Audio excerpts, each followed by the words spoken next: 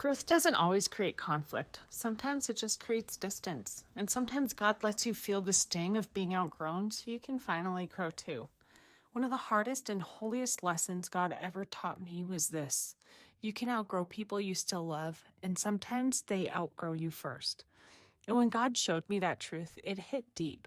It was an eye opener and a blessing, and honestly, one of the most painful lessons I've ever had to sit with. Because for a long time, I didn't see it. I thought distance meant I failed. I thought their growth meant I was falling behind. I thought their shift meant something was wrong with me. But God took me back through my own past, my choices, my habits, my patterns, the version of me I used to be, and He gently showed me, daughter, you weren't being left behind. You were being invited to grow too.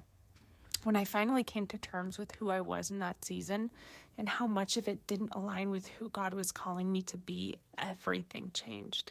I stopped taking their growth personally. I stopped seeing their distance as a rejection. I stopped clinging to connections that no longer matched my calling. And slowly, beautifully, painfully, I began to grow in the same ways I once watched my friends grow. Not out of competition, not out of insecurity, but out of revelation. Sometimes God lets you feel the ache of being outgrown so you realize the places where you need to rise too. Outgrowing someone doesn't mean you stop loving them. It just means you stop shrinking to stay connected.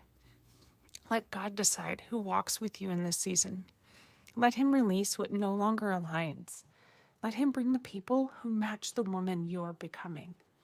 So here's your reflection questions. Where has God used someone else's growth to spark your own?